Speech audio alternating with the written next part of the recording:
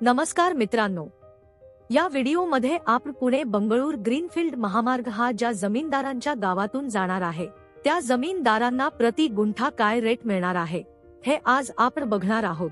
पण त्याआधी आपण जर आपल्या चॅनलवर नवीन असाल तर चॅनलला सबस्क्राइब करायला विसरू नका। तर मित्रांनो, या महामार्गालगत असलेल्या दुष्काळी भागातील जमिनीला सोन्याचा भाव येणार असल्याची चिन्हे दिसत आहे। काहींनी हा महामार्ग होणार हे पाहून या परिसरातील जमिनी खरेदी करण्याचा सपाटा लावला आहे। त्यासाठी जमिनींची खरेदी विक्री करणारे एजंटही सक्रिय झाले आहेत।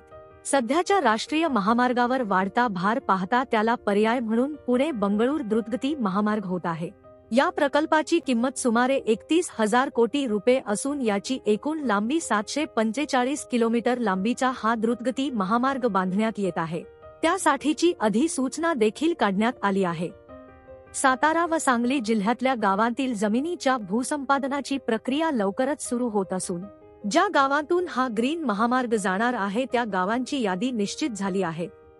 त्यामध्ये कोरेगाव तालुक्यातील भादळे, हासेवाडी, नागेवाडी, घोडेवाडी, भादळे फॉरेस्ट तसेच फलटण तालुक्यातील सासरे, शेरेचीवाडी, हिंगणगाव, आदरकी बुद्रुक, खंडाळा तालुक्यातील शिरवळ, पिसाळवाडी, डांगेवाडी, माने कॉलनी, भोळी, शेखमिरवाडी, भादवडे, बावडा, शिवाजीनगर, म्हावशी, अहिरे, धावडवाडी, घाटदरे, सुखेड, खेड बुद्रुक, निंबोडी, कोपर्डे या गावांची नावे समाविष्ट झाली आहेत।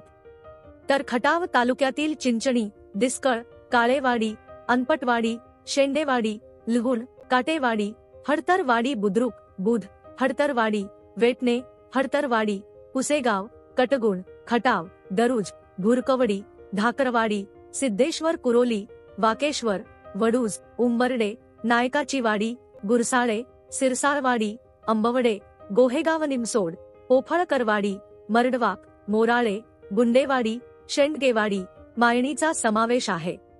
तेथून पुढे हा महामार्ग सांगली जिल्ह्यात प्रवेश करणार आहे। या गावातील नेमकी कोणती जमीन जाणार हे अद्यापही स्पष्ट झाले नसले तरी हे सर्व रस्त्यासाठी येणाऱ्या भूसंपादनाच्या नोटिसी नंतरच समजणार आहे। जिल्ह्यातील भूसंपादनाची प्रक्रिया लवकरच सुरू होणार असून त्यासाठी जिल्हाधिकारी कार्यालयाकडून तशी सूचना निघेल। पण हा महामार्ग ज्या गावांतून जाणार आहे त्या गावांच्या परिसरात असलेल्या जमिनींचे भाव यामुळे वाढले आहेत। एरवी काही हजारात गुंठा असलेल्या या जमिनीला आता सोन्याचा भाव मिळत आहे।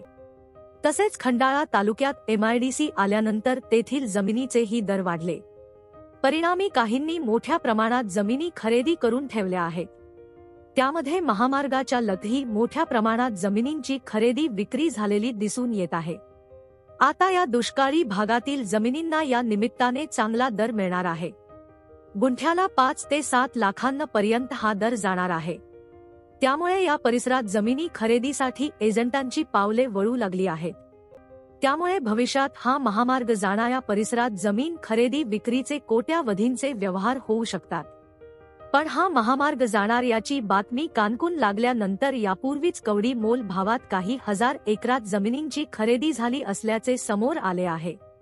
त्यामुळे आगामी 5 ते 6 महिन्यांच्या कालावधीत खटाव, फलटण, खंडाळा तालुक्यातील महामार्गाच्या परिसरातील जमिनींना सोन्याचा भाव मिळेल अशी चर्चा सर्वत्र आहे। तर मित्रांनो, या व्हिडिओमध्ये एवढेच। व्हिडिओ हा इन्फॉर्मेटिव्ह वाटला असेल तर लाईक करा आणि चॅनलला सबस्क्राइब करायला विसरू नका। धन्यवाद।